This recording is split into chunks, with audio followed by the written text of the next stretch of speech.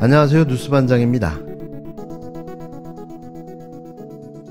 김건희 씨 문제로 국힘당도 자중질환에 빠져들고 있는데요. 다음 주 윤 대통령이 김건희 특검법에 대한 거부권을 행사하면 곧이어 재표결로 이루어질 것으로 보여집니다. 여당의 신경전도 뜨겁지만 여론 추이를 두고 국힘당 내부에서도 우려의 목소리가 계속 나오고 있는데요. 자신들의 위기감을 느끼고 있는 겁니다. 더불어민주당이 김건희 씨의 의혹을 파헤칠 당내 TF를 꾸리고 다른 야당들과 함께 다음 달 국정감사에 벌써부터 김건희 씨를 증인으로 채택했는데요. 김건희 여사가 도이치모터스 주가 조작 선수들과 주고받은 메시지. 잡힌 사람들은 구속 기소가 될 텐데 김건희 여사만 빠지고 우리만 달리는 상황이 올 수도 있다라는 편지. 김건희 여사가 주고받은 매도 타이밍 알려드릴게요. 주가 조작 공범 민 씨와 주고받은 문자. 검찰 수사가 본격화되자 공범인 이종호 전 블랙펄 인베스트먼트 대표와 40차례 통화 문자를 주고받은 것으로 드러났습니다. 이 모든 것은 김건희 여사가 도이치모터스 주가 조작 공범이라는 의혹에서 벗어나기 어려운 증거들입니다. 모든 정황과 증거들이 오직 한 곳, 김건희 여사를 가리키는데 희한하게도 김건희 여사만 검찰의 칼끝에서 비껴나가고 있습니다.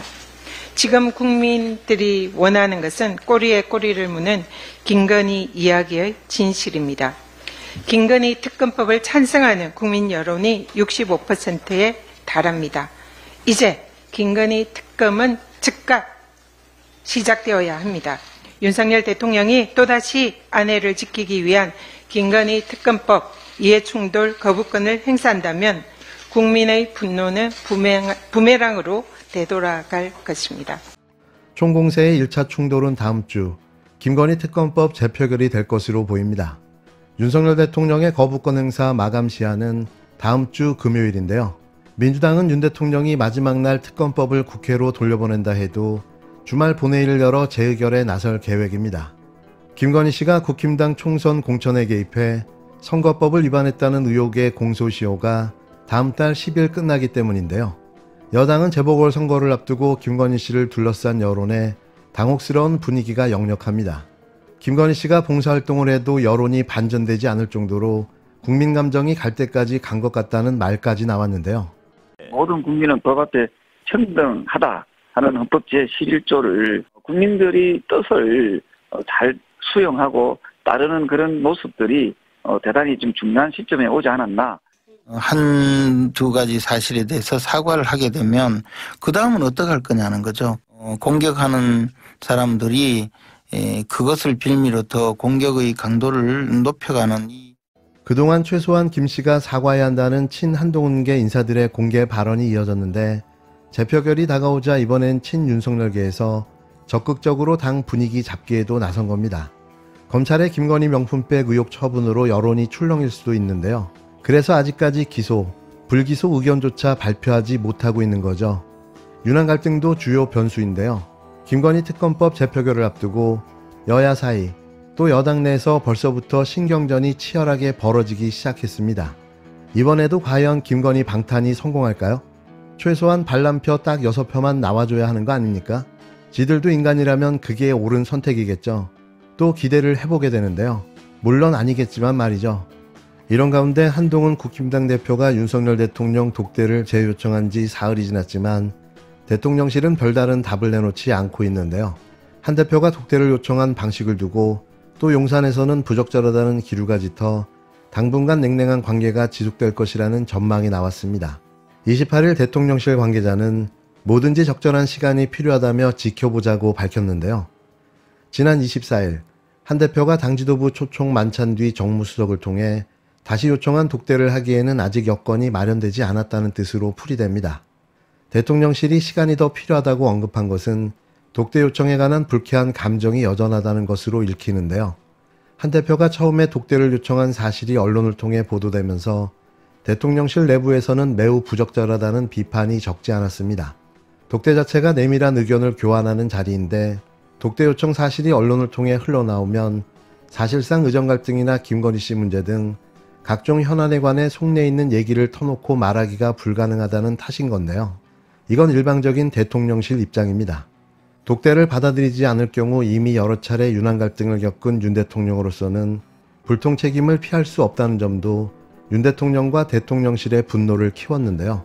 사실상 당대표가 대통령을 구석에 몰아놓고 독대로 압박하는 것과 다르지 않다는 것이 대통령실 내부에서 감지되는 인식입니다.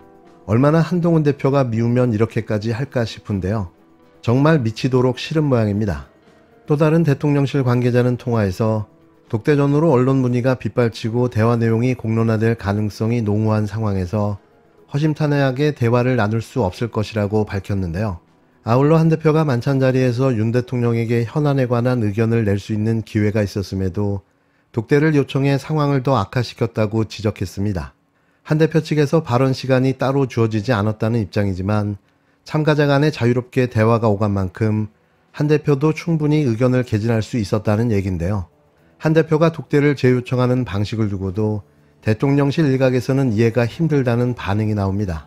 한 대표가 직접 윤 대통령에게 현안을 깊게 논의할 자리를 따로 필요하다고 요청하면 될 것을 정무수석에게 다시 요청하고 이마저도 언론에 알리겠다고 통보했다는 이유에서인데요. 또 만찬이 끝나자마자 친한계 참석자 사이에서 대통령실을 향해 날선 비판이 잇따라 나온 대목도 한 대표를 향한 감정의 골이 깊어진 요인으로 꼽힙니다.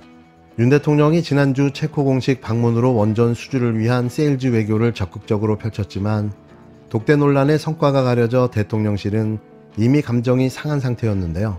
대통령실 관계자는 독대는 이미 오염된 상태로 유의미한 얘기가 나오기는 힘들다고 말했습니다. 쉽게 말해 뭐라든 꼴배기가 싫은 거죠. 그냥 죽도록 미운 겁니다. 검사 출신 대통령과 여당 대표가 초딩처럼 감정 싸움만 하고 있는데요. 나라 꼴이 잘 돌아갈 턱이 있겠습니까?